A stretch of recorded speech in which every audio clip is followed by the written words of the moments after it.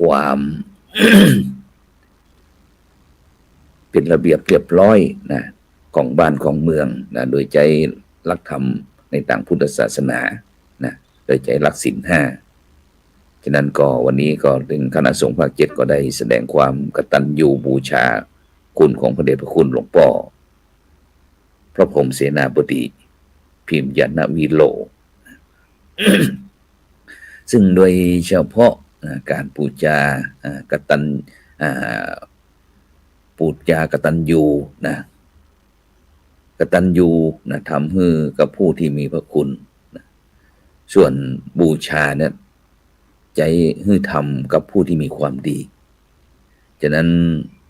พระเดชพระคุณหลวงพ่อนะก็ถือว่าพระพรหมเสนาบดีนะก็ถือว่าเป็น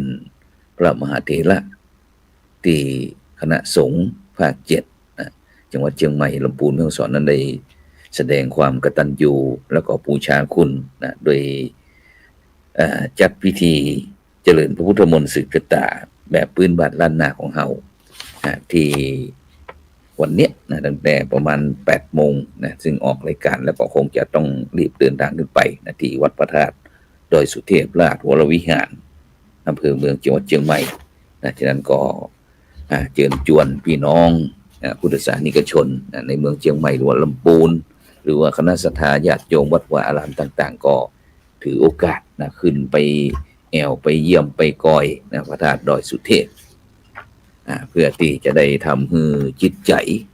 ของเฮาท่านทั้งหลายเนี่ยได้มีความเบิกบานสำราญใจเพราะว่าในปัจจุบันนี้ก็น่าเป็นห่วงนะน่าเป็นห่วงเรื่องสุขภาพกายนี้หมอรักษาได้นะกระทรวงสาธารณสุขโรงพยาบาลคุณหมอพยาบาลต่างๆก็สามารถดูแลได้แต่สุขภาพใจนี่เป็นเรื่องหน้าที่เป็นห่วงฉะนั้นเฮาท่านทั้งหลายที่เป็นพุทธศาสนิกชนนั้นก็นับถือพระรัตนตรัยเป็นที่เคารพเป็นที่บูชาสูงสุดพระรัตนตรัยนั่นก็คือพระพุทธเจ้าพระธรรมแล้วก็พระสงฆ์ถ้ายึดเอาพระพุทธเจ้าเป็นหลักพระพุทธเจ้าก็เป็นผู้ที่ได้ตรัสรู้ค้นพบพระธรรมเมื่อค้นพบพระธรรมนะนั้นก็ค้นพบกับความจริงเกี่ยวกับเรื่องโลกแล้วก็ชีวิตว่าเป็นอย่างไรซึ่งองค์พระสัมมาสัมพุทธเจ้านั้นทรงสนพระทัยเรื่องความสุขความทุกข์ของมนุษย์แล้วก็พระองค์ก็ได้ใช้เวลานักหนาป่าป้านในการที่จะค้นคว้าในเรื่องนี้เพื่อรู้ชัดว่ามนุษย์นั้นมีความสุขความทุกข์เกิดขึ้นอย่างไรถ้ามีปัญหาก็คือความทุกข์เกิดขึ้นจะแก้ไขอย่างไรฮ้องได้ว่าพระองค์เป็นผู้เชี่ยวชาญในเรื่องชีวิตเพราะฉะนั้นพุทธองค์จึงสามารถในการที่จะแก้ปัญหาชีวิตของมนุษย์คนเฮาสรรพสัตว์ต่างๆแล้วเฮาก็นับถือพระองค์ในแง่นี้เป็นสำคัญ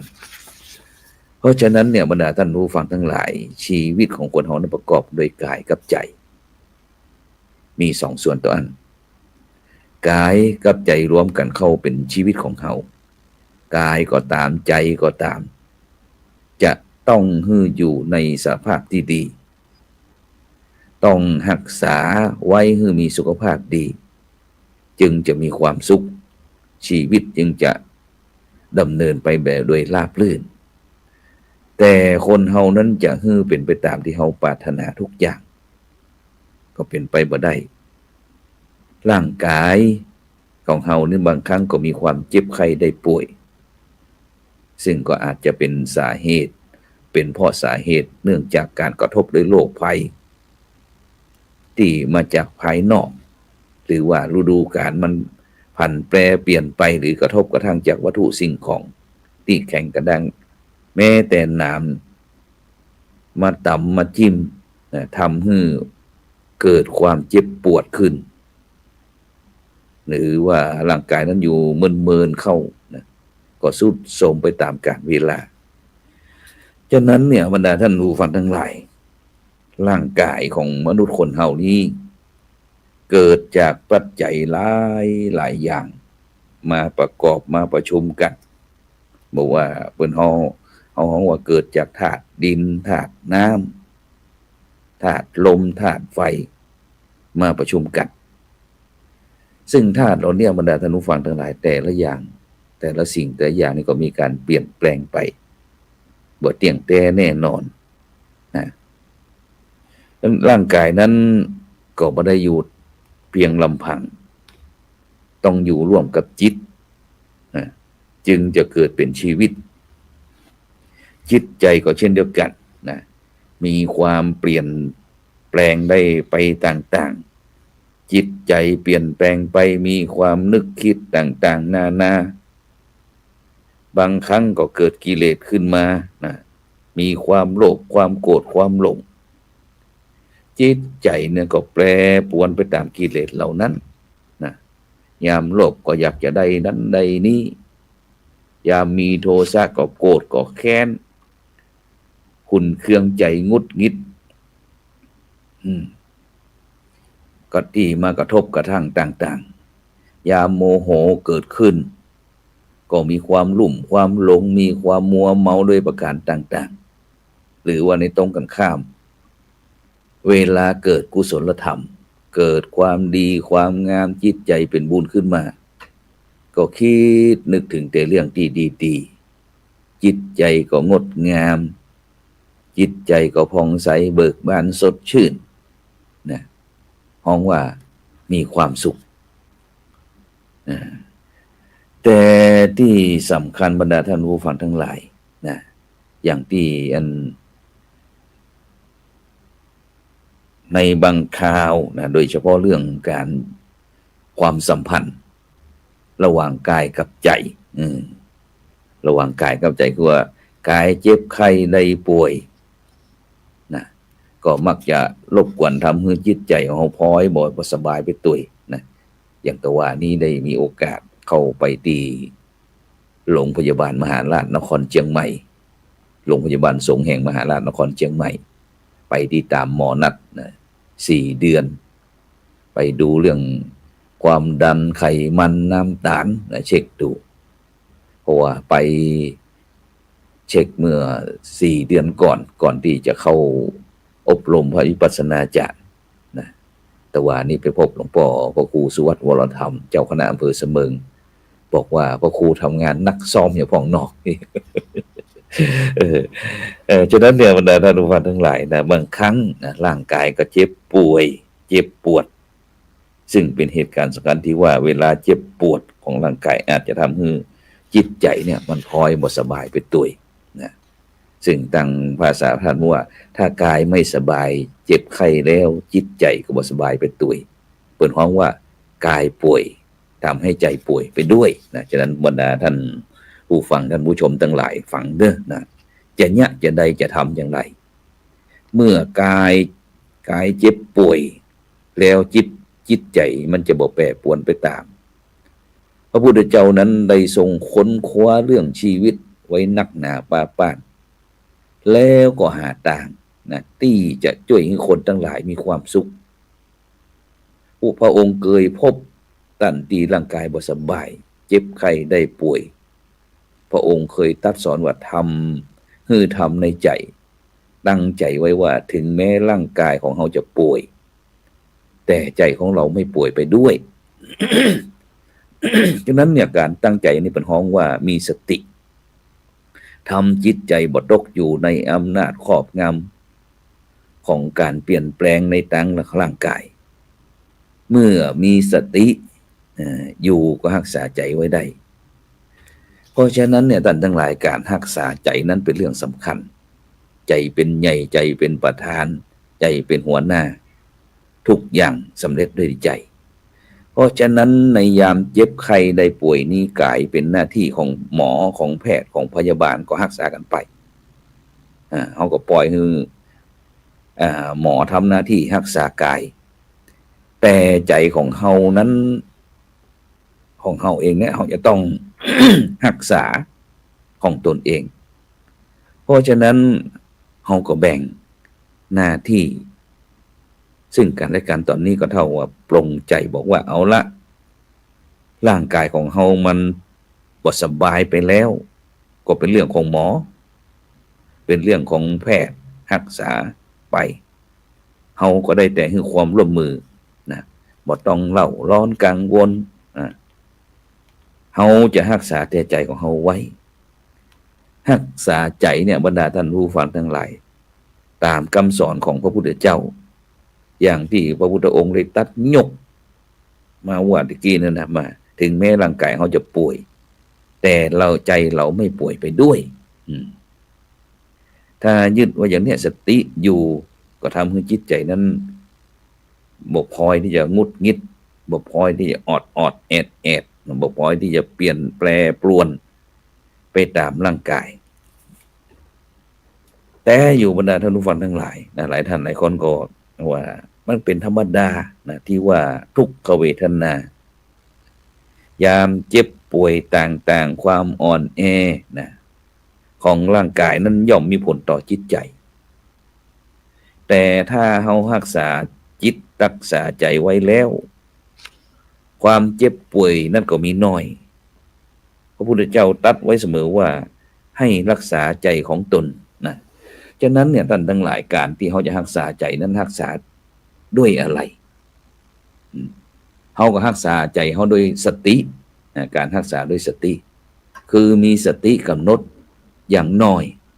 นะถ้ามีสติเอาใจยึดไว้กับคำสอนของพระพุทธเจ้าถึงร่างกายเขาจะป่วยแต่ใจของเขาบ่ป่วยเพียงแค่เนี้ยก็ทำให้ใจเขาหยุดยั้งมีหลักมีที่ยึดแล้วจิตใจก็สบายใจบ่ป่วยถึงกายจะป่วยแต่ใจก็บ่ป่วยทำนองเนี้ยภาวนายึดไว้บอกตัวเองเสมอนะบอกตัวเองเสมอฉะนั้นโดยเฉพาะวิธีรักษาจิตนั้นเขาจิตนั้นเขาก็รักษาด้วยสตินะที่เปรียบว่าสตินั้นเหมือนกับเชือกจะรักษาจิตไว้ให้อยู่กับที่ได้ก็ต้องเอาเชือกนั้นผูกไว้มัดไว้ใจนะมันดิ้นรนชอบปรุงแต่งนะคิดฟุ้งซ่านไปกับอารมณ์ต่างๆนานาเหมือนกับลิงที่อยู่บนซุกนะกระโดดไปตามกิ่งไม้กระโดดไปกระโดดมาโดดไปต้นนั้นโดดไปต้นนี้พระพุทธเจ้าสอนว่าฮือจับลิงก็คือจิตเนี้ยเอาเชือกผูกไว้ลักก็คือสิ่งที่ดีงามที่บ่มีการปรุงแต่งนะที่เป็นคำสอนของพระพุทธเจ้าเป็นต้นเมื่อใจหรือว่าจิตเฮาไปผูกไว้กับสิ่งนั้นแล้วจิตก็อยู่กับที่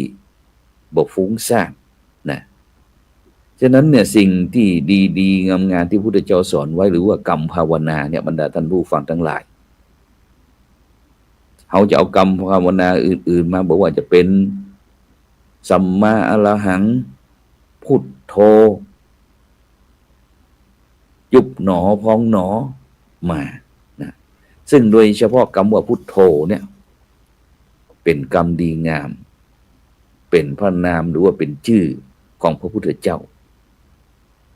เมื่อเฮาท่านทั้งหลายเอามาเป็นอารมณ์สำหรับให้จิตใจยึดเหนี่ยวแล้ว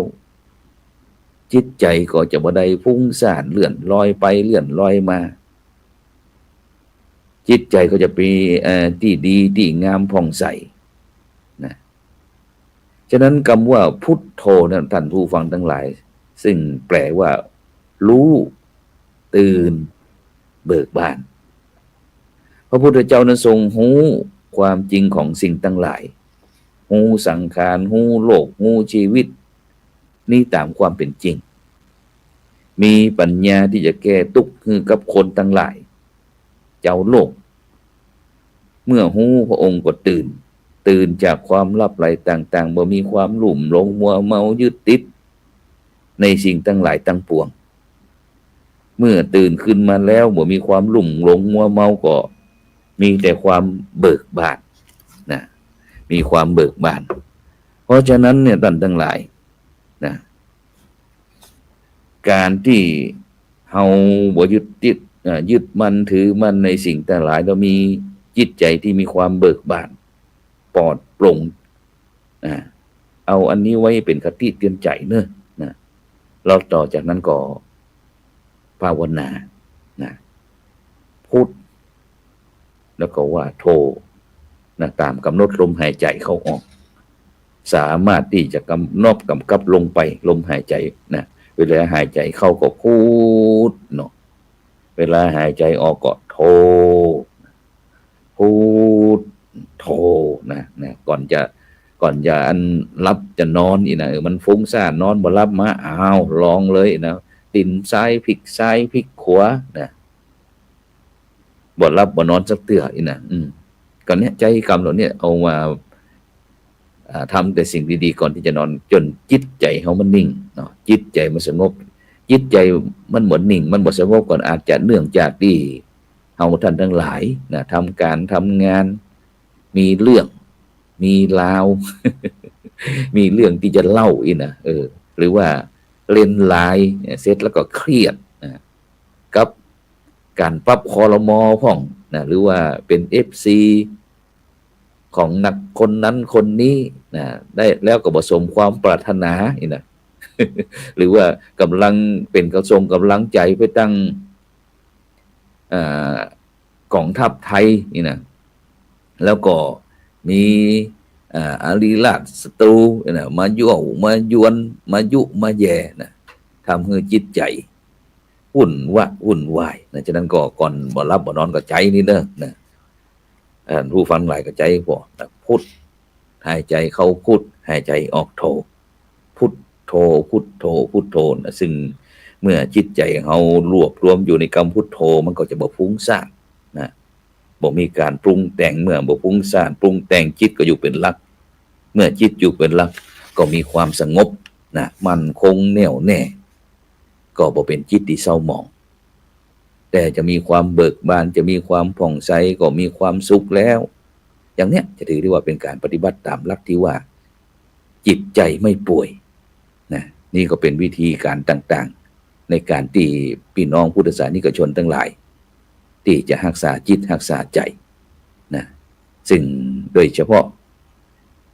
อาตมากล่าวไว้นี่ว่าเป็นตัวอย่างเรื่องหนึ่งในการที่จะรักษาจิตโดยสติโดยเอาสติเป็นเชือกผูกจิตไว้กับอารมณ์ยกตัวอย่างเช่นคำว่าพุทโธสัมมาอรหังยุบหนอพองหนอเป็นต้นนะจิตใจจะได้มีหลักบ่ฟุ้งซ่านเลื่อนลอยมีความสงบเบิกบานผ่องใสนะเนี่ยฉะนั้นก็ขอส่งกำลังใจไปให้พี่น้องพุทธศาสนิกชนทั้งหลายนะตึงชาวไทยแล้วก็ต่างประเทศนะที่นับถือว่าพุทธศาสนานะมีความจิตใจนะที่สงบเบิกบานมีจิตใจที่แน่วแน่นะผูกรวมกูอยู่กับคำว่าถึงกายจะป่วยแต่ใจไม่ป่วยนะหรือกับผูกพันกำหนดแน่วแน่อยู่กับคำภาวนาพุทโธนะหายใจเข้าพุทหายใจออกโธหรือว่าไปกำหนดที่หน้าต้องนะต้องปองก็ปองหนอต้องยุบก็ยุบหนอถ้าต้องบอกปองบอกยุบก็นิ่งหนอชนิดเป็นต้นนะวันนี้ก็เลยเอานาสาระธรรมะขององค์พระสัมมาสัมพุทธเจ้านะมาเป็นกำลังใจให้พ่อแม่พี่น้องบรรดาท่านผู้ฟังนะที่ติดตามตั้งรายการธรรมะรับอรุณนะบอกว่าจะเป็นตั้งช่องธรรมะเป็นทีมทีวีออนไลน์หรือว่า Facebook พระครูโสพลปริยัติFacebook หลวงปู่สหายหลวงปู่เขียวนะจากวัดพุทธภาวนาเวสเตอร์โรดจากประเทศสวีเดน Facebook IDTO ทำเป็นทีมสากล Facebook ท่านอาจารย์พระครูอภิวัฒนวิกรมวัดปากทางเจริญเจ้ารองเจ้าคณะอำเภอไดหล่อหรือว่า YouTube นะ วัดหลวงจอมคำเขมรัตนครเชียงตุงYouTube ของ IDTO ธรรมทีมสากลนะที่พร้อมตึงสถานีวิทยุเครือข่ายคลื่นสีขาวชาวประชา8จังหวัดภาคเหนือ FM 104.50 เมกะเฮิรตซ์ นะวัดฝายหินอำเภอเมืองเชียงใหม่จังหวัดเชียงใหม่นะซึ่งก็ต้องขอบคุณอนุโมทนากับบรรดาท่านผู้ฟังทุกท่านทุกภาคีทั้งเครือข่ายนะตึงตั้งหลายกลุ่มต่างๆนะก็ต้องขอบคุณอนุโมทนาเป็นอย่างยิ่งนะที่มีจิตใจนะที่มั่นคงในพระพุทธศาสนาถึงแม้ว่าพระพุทธศาสนาในประเทศไทยในยามนี้นะอาจจะได้รับผลนะจาก AI พ่องจากผู้ที่บ่หวังดีพ่องนะหวังดีประสงค์ร้ายพ่องนะ อย่างที่โครงการต่างๆนะอย่างกวาดล้างวัดนี่นะ โครงการดีแต่ประสงค์ร้ายหวังดีแต่ประสงค์ร้ายก็มีนะฉะนั้นก็พี่น้องพุทธศาสนิกชนเขาจะต้องใจสติมาพินิจพิจารณานะเรื่องที่เกิดขึ้นนะเมื่อมีสติแล้วมันก็จะเกิดปัญญาสามารถที่จะแยกแยะว่าอย่างดีอย่างบ่ดีรู้ดีทำดีรู้ชั่วเว้นชั่วนะอย่างที่โครงการหมู่บ้านรักษาศีล 5ผลเหนือที่ก็ได้ทำการตรวจเยี่ยมผ่านพ้นไปแล้วก็โครงการใหม่ๆที่จะเข้ามาที่จะมีงานคือ พระครูโสพลปริยัติธรรมนี่ก็เป็นโครงการแห่งโครงการก็คือโครงการวัดประชารัฐสร้างสุขนี่ก็ได้บรรดาท่านผู้ฟังได้ฟังตลอดว่าโครงการหมู่บ้านรักษาศีล 5ที่ตั้งคณะสงฆ์ไทยร่วมกับรัฐบาลเนี่ยได้ตามยุทธศาสตร์ชาติ20ปีนะก็เพื่อที่จะพัฒนาต่อยอดนะคือชุมชนสังคมหมู่บ้านได้น้อมนำหลักศีล 5หลักธรรมในทางพุทธศาสนาหลักศีล 5เอาไปประยุกต์ใช้ในการดำเนินชีวิตนะเพื่อที่จะให้ชุมชนอยู่ดีกินดีมีความสุขมีสามัคคีมีรักใคร่มีปองดองมีสมานฉันท์มีสามัคคีมีสันติสุขนี่คือเป้าหมายวัตถุประสงค์ของโครงการหมู่บ้านรักษาศีล 5ส่วนโครงการวัดประชารัฐสร้างสุขนี่ก็คือเรื่องการพัฒนาวัดหรือว่าวัด5 สนะสะอาดสะอาดสะดวกสบายสงบเพื่อที่จะให้ทุกสิ่งทุกอย่างเนี่ยพัฒนาคู่กันไปนะพัฒนาตึงตังโลกพัฒนาตึงธรรมตั้งวัดว่าอารามนะฉะนั้นก็ขอบคุณอนุโมทนานะฉะนั้นก็บรรดาท่านผู้ฟังท่านผู้ชมอย่างที่ต้นรายการได้ถึงเรื่องตั้งคณะสงฆ์ภาค7นะมีจังหวัดเชียงใหม่ลำพูนแม่ฮ่องสอนโดยพระเดชคุณหลวงพ่อพระธรรมเสนาบดีเจ้าคณะภาค7ร่วมกับคณะสงฆ์ภาค7เชียงใหม่ลำพูนแม่ฮ่องสอนก่อนได้จัดพิธีประกอบพิธีเจริญพระพุทธมนต์สืบชะตาแบบพื้นบ้านล้านนาของเฮานะที่วัดพระธาตุดอยสุเทพราชวรวิหารอำเภอเมืองเชียงใหม่จังหวัดเชียงใหม่นะเพื่อที่จะถวายพระเดชพระคุณหลวงพ่อพระพรหมเสนาบดีพิมพ์ยานวีโรนะที่ปรึกษามหาเถรสมาคมที่ปรึกษาเจ้าคณะภาค7เจ้าอาวาสวัดปทุมคงคาราชวรวิหารนะซึ่งเจริญอายุวัฒนมงคล80ปีนะในวันที่16กันยายน2568ที่ผ่านมาในที่จะถึงเนี่ยนะเพื่อเป็นการบูชาพระคุณนะที่พระเดชพระคุณนั้นได้เข้ามาปกครองคณะสงฆ์ภาค7นะมีความการกุ้งหุ่งเงืองเจริญงอกงามไพบุญสงบเรียบร้อยไปโดยดีตลอดเวลา3ปีนะฉะนั้นก็เชิญชวนบรรดาท่านผู้ฟังท่านผู้ชมเด้อนะฉะนั้นก็เจ้าวันนี้ก็เวลาหมดเวลานะพยายามที่จะมีสายโทรศัพท์เข้ามาแต่ก็จัดรายการนะจัดรายการก็สามารถที่จะรับได้ต้องขอสุมาอภัยคณะครูบาอาจารย์ด้วยนะครับฉะนั้นก็เจ้าวันนี้ก็กินข้าวลำน้ำแล้วทุกผู้ทุกคนนะก็ขอให้ทุกท่านนะมีความสุขความเจริญรักษากายรักษาใจคือเป็นปกติสมบูรณ์พูนผลสมความมุ่งมั่นปรารถนาดีท่านทั้งหลายปรารถนาสิ่งหนึ่งประการใดอันเป็นไปด้วยชอบประกอบด้วยธรรมะนะบ่ผิดศีลบ่ผิดธรรมบ่ผิดจารีตประเพณีก็ขอให้สิ่งเหล่านั้นพันสำเร็จทุกประการด้วยเทอญ